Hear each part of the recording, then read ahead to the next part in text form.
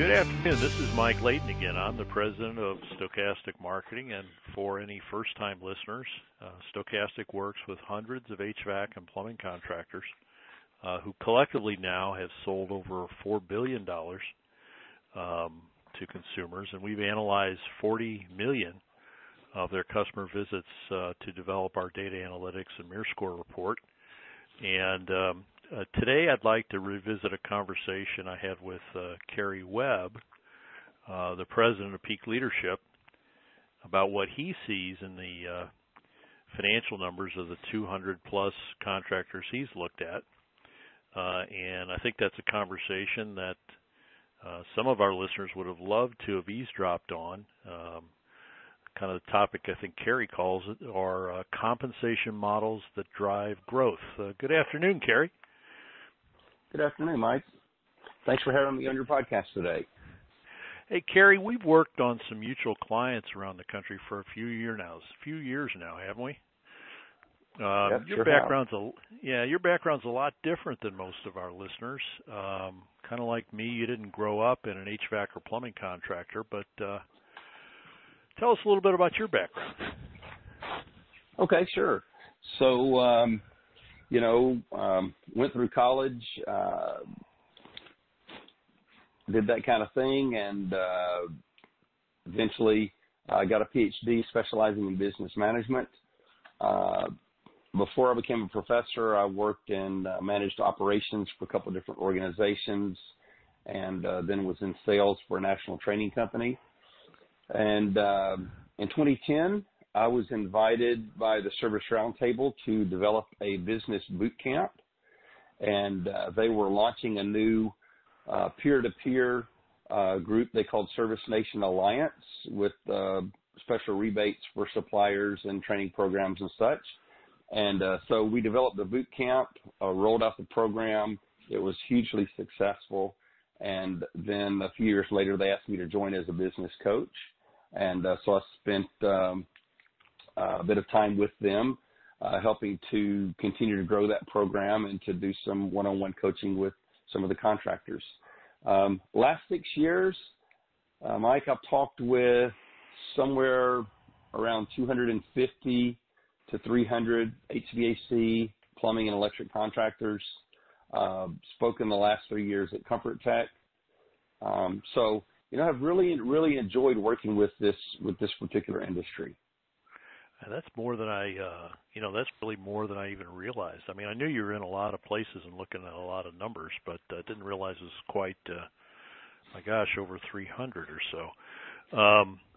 Now, we tend to approach, Stochastic tends to approach everything from a sales and marketing perspective. That's really kind of what our marketing efficiency and effectiveness rating report, or the Mirror Score, is all about. And a lot of times when a guy's trying to put together his marketing plan, we always kind of say, your marketing plan should be based on your business goals or even your exit strategy. What are you trying to do? Maximize profitability, or just grow for the sake of growth? Now, if you've looked at 200 or 300 contractors, what are some of the areas of a business that you see as just the best ways to sort of build the value for the business owner, or kind of the mirror image of that, how do you build value so that a potential buyer of the business says, I recognize that value, I recognize this is something special, and I'm willing to pay for it because it's really obviously running right? What are the operational or kind of management issues you've seen? Sure. Number one thing comes to mind is having a solid business plan. And I wish I could say that was really, common, but I have to say that's probably the number one thing I find missing in working with most contractors is they don't really have a clearly defined business plan year by year. And if they do, it's just X% more growth over last year, but really no rhyme or reason as to how they came up with that. The second thing I really find that's so critical is having a defined marketing strategy that's set up based on 4 quarters of the year, because one of the things we find with contractors is quarter after quarter, they tend to be very consistent in their revenues when you look at it on an annual basis. So the first quarter for several years will typically be within 1 or 2% of the same amount of revenue as you would see in following years. So first quarter may not be great. Let's say it's only 16%. It will tend to be 16, 17% year after year. So if you can drive first quarter sales up and it stays at 16, 17%, you drive up your growth for the whole year. Third thing I see guys really struggling with is having a maintenance club program. A lot of contractors have service agreements. That's not the same as a club program.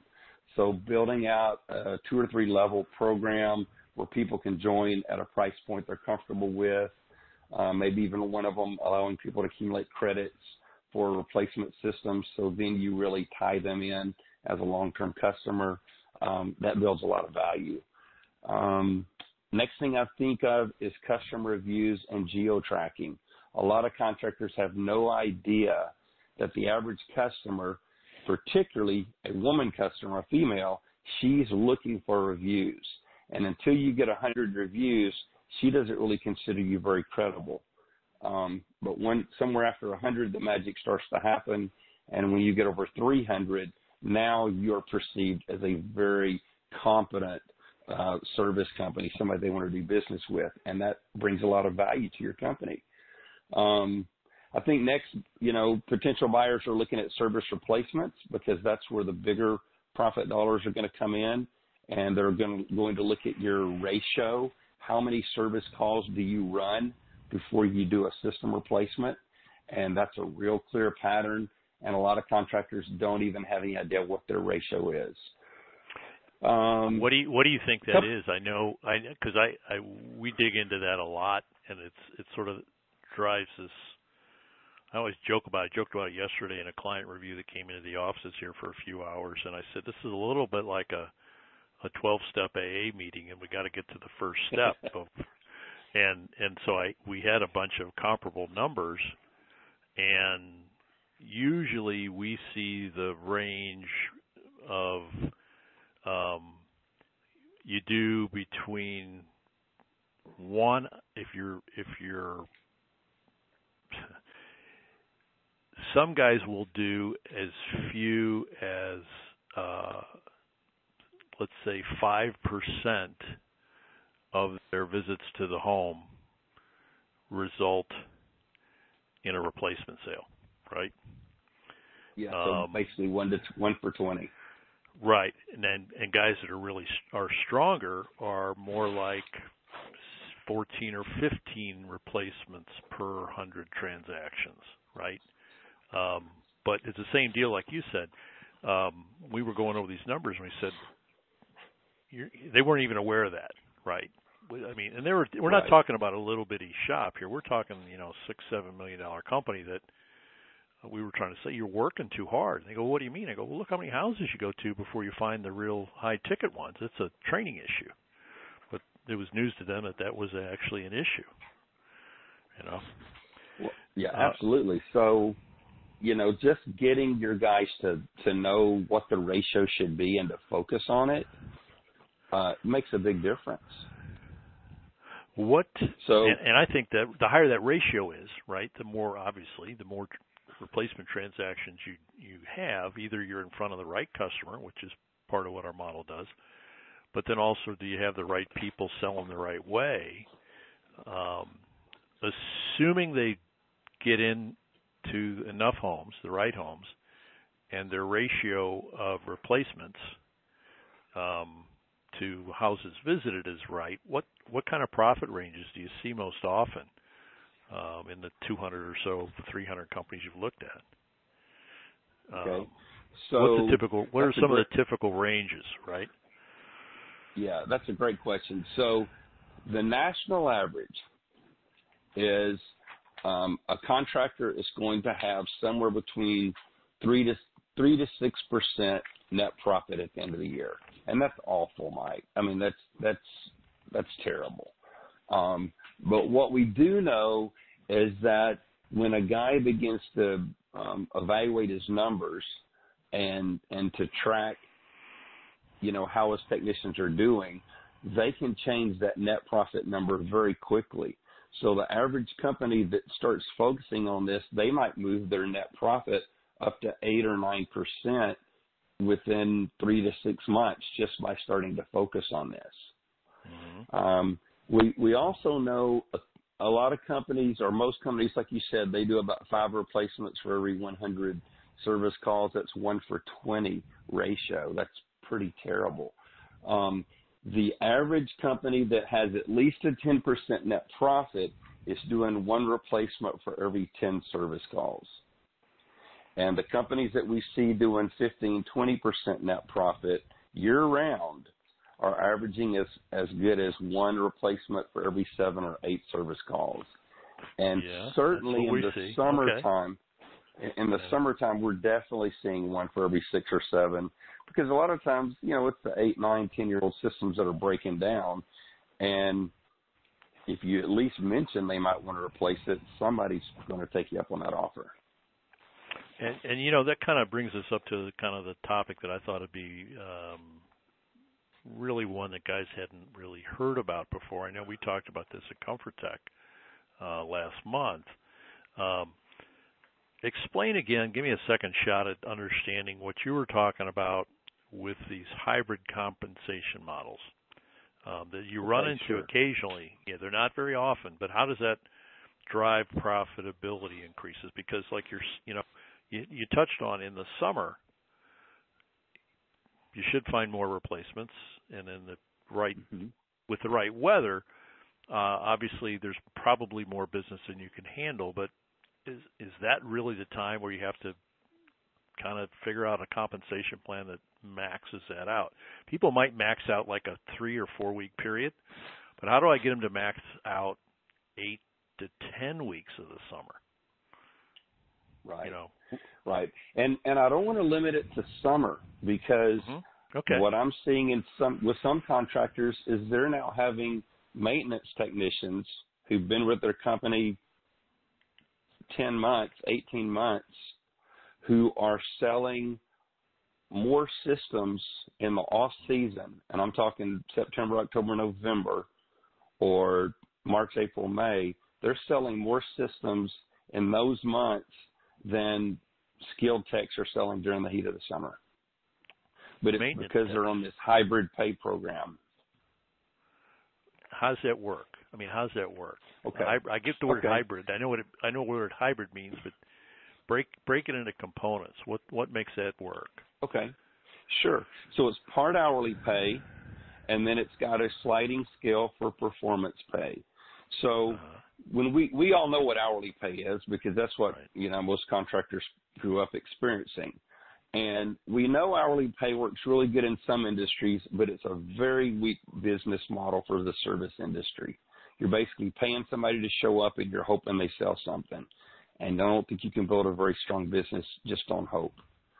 Performance pay is the other extreme, and some companies have gone to it. They've had good success, but if you're not careful, it can create a lot of pressure for your technician to constantly be selling, because they only get paid when they sell something. And it also can create a situation where you're turning over a lot of techs. And depending on where your business is located, that might not be a good option for you. So a hybrid model works like this. You have a guy on an hourly base pay, but it's a sliding scale for his performance pay. So let's say you tend to pay your guys $16, $18, $22 an hour, something like that. On a hybrid model, they would get more like $8 or $10 an hour when they're doing training, and they would get more like $10 to $12 an hour when they're out running service calls. However, they get a percentage of that average ticket, whether it's a replacement sale or whether it's a service call.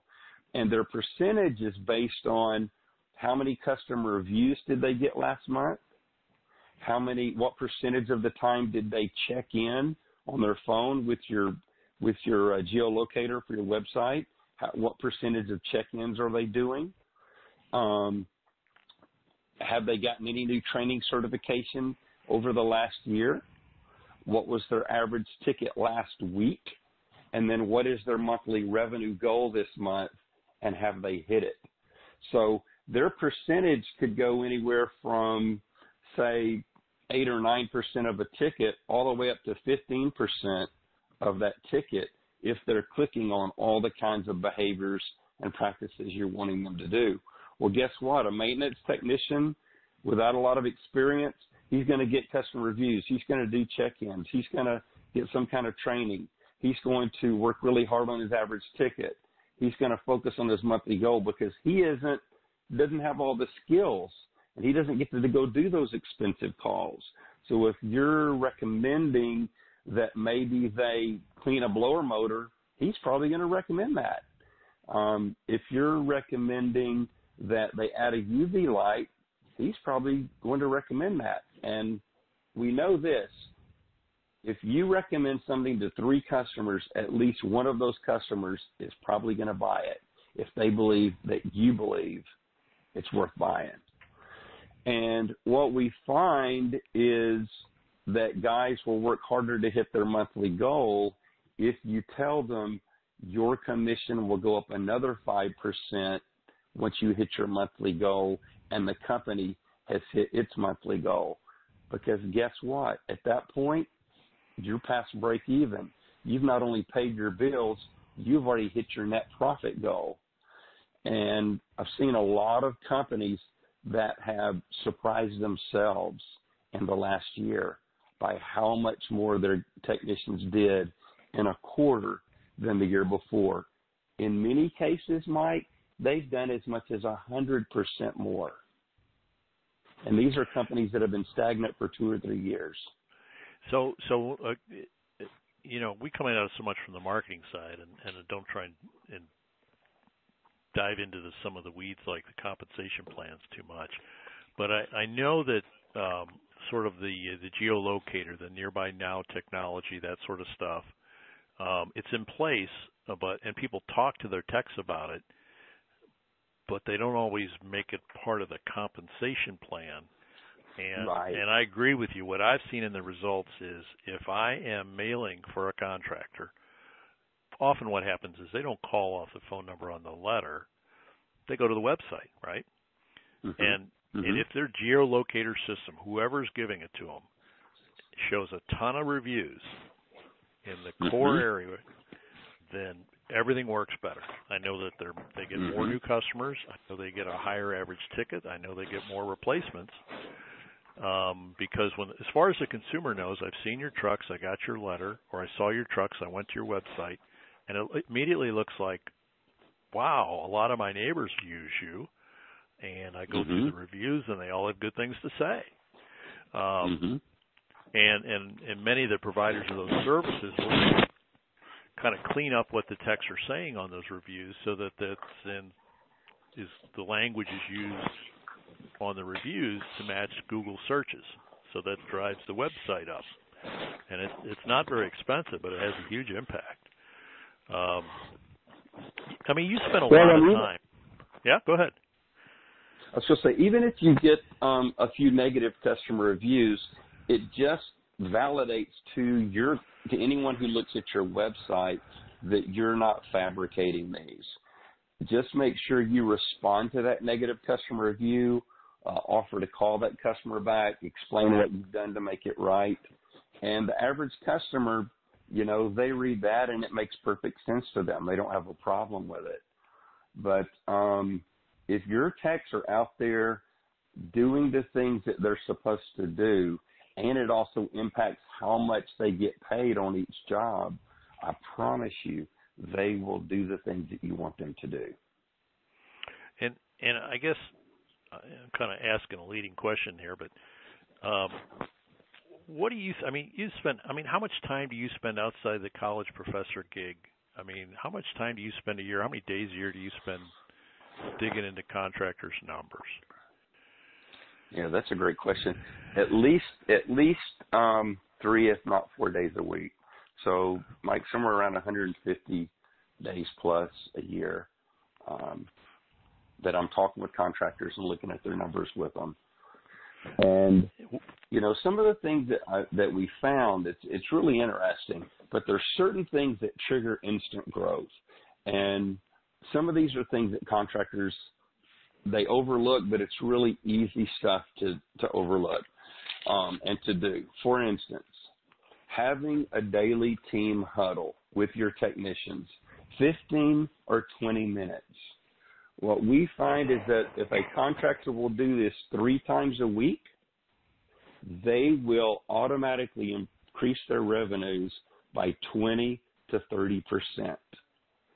And who doesn't have 15 or 20 minutes that you could spend every morning just talking to your techs and getting them focused if it would give you 20 to 30% more money? Because here's the deal. When a guy leaves from home, he's dispatched from home, he rolls out of bed just a few minutes before he gets ready to go, puts on the same wrinkled shirt and the same dirty pants. He may or may not shave. He's hoping to stop for a cup of coffee if there's a place on the way to his first call. And so when he gets there, he's not really on his game. But when they all come into the office and you've already got coffee for them, and they know they're going to see the owner, they're going to shave, they're going to wear clean pants, they're going to look the way they need to. And then they spend 15 or 20 minutes with you, breaking the ice. Everybody gets woken up. You get them focused again on what the numbers are, what you want them to emphasize that day. What your challenge is that you're facing in regard to dispatch or whatever. Now, when they go to that first call, they're zeroed in, and they start doing, the things that they're supposed to do on every call of the day, not just 30% of the calls during the week. It makes a huge difference. I wish you'd have been here yesterday. I think we were going through somebody's numbers with their management team, and they wanted to expand their marketing. As a marketing company, I usually think that's a good idea. But I said, okay, your numbers indicate a sales problem, right? Tell me about your sales training. They talked about it a little bit. I said, well, okay, how often do you have sales training? Well, it wasn't the 15 or 30 minutes a day every morning for everybody that you were saying sounds like a good idea. It was like, well, we dispatch them from home, and once a week, a half an hour, they all come in for sales training, which is, so half an hour, probably the first 5 minutes are jokes and coffee and whatnot. And 4 days out of 5, like you said, the guy gets up, he has a cup of coffee, he checks his schedule, and off he goes. And we see the results in the numbers. The guys with the best performance seem to be the guys who every morning everybody gets together and they get a little touch of training, right? I can think of one guy who I won't name. I mean, he's got a big bathroom, and he makes everybody go in and shave when they get to work, because there's razors and shaving cream of all kinds. The first time I ever walked into this place, I go, "What is this? Like a locker room?" I said, "They know they're going to have to leave here with a clean shaven. I can't do anything about the tattoos, but I can do something about making sure their hair's combed, and it works. I see it in his numbers. He's growing, and he keeps chugging along." How many years do you think it took for you to pick up on those little things? Well, I'm kind of an intuitive person and pretty observant. So, you get to visit enough contractors, you see what different ones are doing that really works. And then you test it out on a few other guys that you're coaching and working with, and you quickly see what brings the biggest results the fastest. So a guy who dispatches techs from home, he's thinking this is more efficient. Right. And I would agree. Right. He's right. He's right. Right. But effectiveness beats efficiency every day of the week. That's what we know. And so it's more effective to bring them into the office, and it costs you a few more dollars to pay them to be there for that half hour, 20 minutes, whatever. But in reality, you get so many more multiples on return from the quality work they do that day and revenue. It's just way more effective. And how hard is it for an owner who, the owner's you think, would be motivated by profitability, right? Right. Either to pay himself or to set up his business to sell if he, for some reason, says, it's time for me to do something else. How hard is it to implement a hybrid compensation model and, 20, 30 minutes a day, bringing everybody in and having a tweak sales training or whatever it's got to be? How hard is that for a guy to actually implement if he's been chugging along in a rut for 10 years? Right. So here's a very simple answer. The training part is super easy. One day a week, you can just do truck inspections, and they come in and they drink coffee while you have someone go out and do their inspection, their first aid kit, how clean is it stocked, that kind of thing. Mm-hmm. I have another contractor that he says 2 days of the week, he just thinks of a question to ask on the way to work. And it might be something as simple as, what was your best service call this week? Or what was your most difficult customer this week? Or when did you think you were going to have a customer that gave you a good review, but they never even replied, and why do you think they didn't? So they'll just have a conversation about one question that he asked. But again, it's about getting people's thinking focused and getting them, pulling together as a team to get better. And he used that strategy and grew his company 35% just in the first 6 months of last year. And that's all he did was just ask them one question 2 days a week. The other day he did the truck inspections, and then one day they went over the numbers and had the guys write their results up on the scoreboard. Now, scoreboards, that's where the money is, Mike. Putting up a scoreboard and using it in your business. I agree completely. I'm always shocked at how many guys don't know the value of a new customer, right? So that's scoreboard. I mean, go to the Major League Ballpark. What do they have? A scoreboard. How we do it? Exactly. I don't know, right? Exactly. Well, it's all about calling the right plays. It's all about realizing, your CSR and your dispatchers are really your quarterbacks, and letting them be free to do that and teaching them how to call the right plays so that you as the owner can worry about other things and be focused on growing your business. It's all about them knowing which technician can I hand the ball off to this call because this is a 12, 13-year-old system, or which technician do I definitely not want to send because he's just going to throw another capacitor on it and bring me back another $99 invoice. So, I think having that scoreboard where they know what you're keeping score on, guys are competitive. And if a guy knows that you're keeping score and he's going to get certain rewards, if he gets a certain amount of customer reviews, he's going to do those. But if you're not putting it on the scoreboard, he's just not going to do it. It's just a pain in the ass and one more thing you don't feel like doing. If you're keeping score of revenue, and I know when I hit the magic number this month, and let's say for me that number is $20,000, then I'm going to be tracking every week.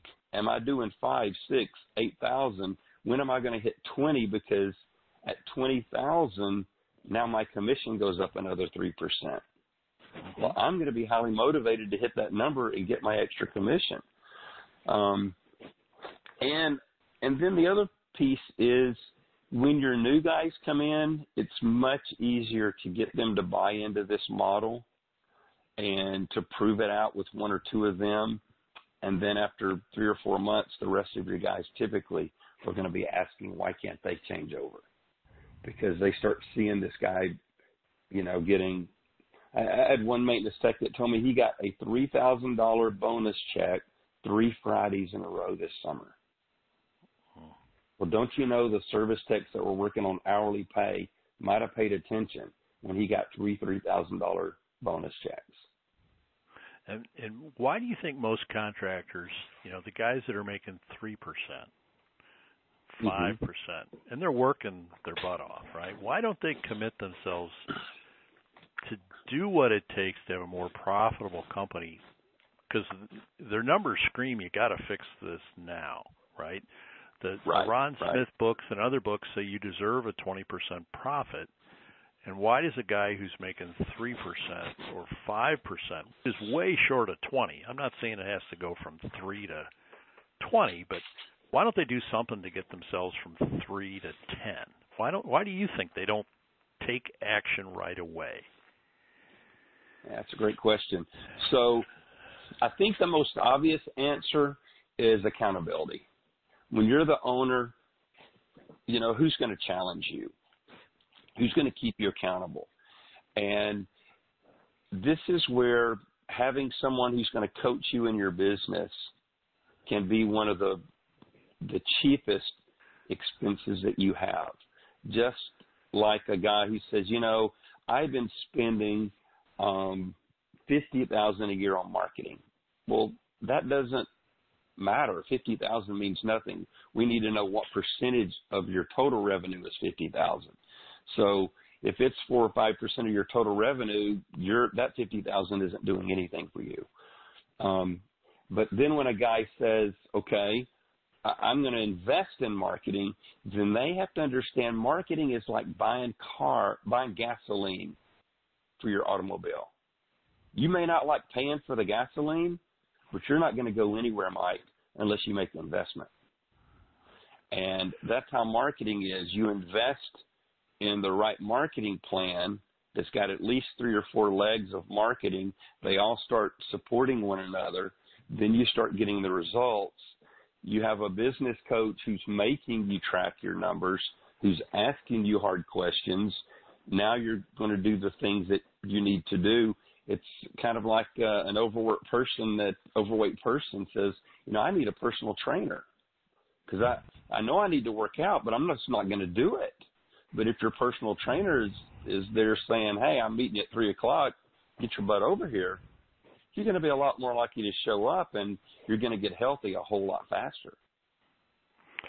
Yeah, and you think about it, within HVAC or plumbing contractors, there are so many thousands of contractors. You can find someone, either a coach or a group who's moderating coaches, to kind of prod you along. I'm in the same thing. I'm in a group of other marketing companies. They're all doing different vertical industries. We get together face-to-face for 2 days, once a quarter, and part of the reason that you do some of the things you said you were going to do 3 months ago is you don't want to be the only one that comes in and goes, no, I really didn't do anything that I said I was going to do. And you're doing all this cool stuff, and I'm not, you know, and sometimes, you know, the guy, you say, oh, I'm so busy, and then you're in a meeting with a guy who's got a company 4 times your size, and he found time to do it, so he should be busier than me, you know. But peer pressure works for techs, and it works for company owners. Hopefully, you know, guys get out and find a way to get a coach or a group of guys or something. Well, I mean, you're right. Guys tend to work better when we've got some other folks surrounding us and kind of supporting us to achieve our goals. You know, a lot of us grew up playing sports. And when you get into business, if you're not careful, you become the Lone Ranger. But when you can get a couple people on your team to kind of help coach you, and maybe sometimes you don't always agree with them, maybe they give you a new idea, though, that stirs something you've never thought of before, it just becomes symbiotic. And you start to feed off that energy. And then you start to see results in your business. You know, then it becomes really exciting. I've got one contractor I have worked with for 3 years now, and he has, starting this year, he had 5 technicians, and he had done last year a little over $2 million with 5 technicians. And a lot of guys hear that and they go, "Wow, that's pretty good, $2 million with 5 technicians." And no salespeople. He only has 5 technicians. And however, he's told me this year's goal was to do $3.5 million. And I'm not making this up. He passed $3.5 million about 5 weeks ago. Now Same number of techs? He added one more tech. Okay. and now he's thinking he might actually hit 4.2 million before the year's over. But he has a scoreboard. He does training 4 mornings a week. He has hybrid pay where they get flexible commissions, and especially once they hit their monthly goal for the company, that commission can go up significantly. Well, he knows what his goals are because he knows every month for the last 4 years exactly how much he did that month, how many calls he ran, what the average ticket was, how many replacements he did, what the average sale was, and how many maintenance club members they had at that point in their growth. So we just went in and wanted to raise those numbers 20% this year. He wasn't satisfied, so he raised them 30%. And in reality, it's working so well, they're somewhere around 65% over the numbers that we set because his guys are dialed in and they're getting out there making it happen. A couple months where they fell short, his guys were actually apologizing to him that they didn't do as well as they should have. And they felt so bad they went out and made it up the next month. That only happens in a team, Mike. That doesn't happen because you make people do it or you try to force them to do it. These guys are doing this because they really, truly want to see this company grow. And they see how the owner's committed to paying them more and making their life better. And, man, they've gotten on board with it. Well, I think, this is the kind of thing like we talked about at Comfort Tech. You can go on and on for hours. But I think guys need to understand that there are people that are think of a guy who got in the San Francisco Bay Area. Same deal, phenomenal growth. And when you ask, as I asked him, I said, I don't see this very often. What do you attribute this to? And he started talking about it's all about the team and the culture, right? Right. And that's a rare skill set for someone that can build a team and manage a team and keep them motivated. But Kerry, or Dr. Kerry, I should say, I appreciate you finding 45 minutes in your day to kind of share this. For any listeners that want to reach out to you, should they just go to your website at peakleadership.com? Is that the easiest way to reach you? Yep, absolutely. They can go to my website. My email is Kerry@peakleadership.com, Kerry. Or Mike, they could call my cell phone if they just want to, bounce sure, give it to off them. of me. Or 469-878-9322. And I'll even do a free business assessment for them. They don't have to hire me for coaching, but I can do an assessment and at least let them know where their business is right now and what it is they need to be working on. Won't charge them anything. Kind of like us in the Mirror Score report. It's kind of a first, measure twice, cut once. It's kind of the first step in figuring out if you can help them, right? Exactly.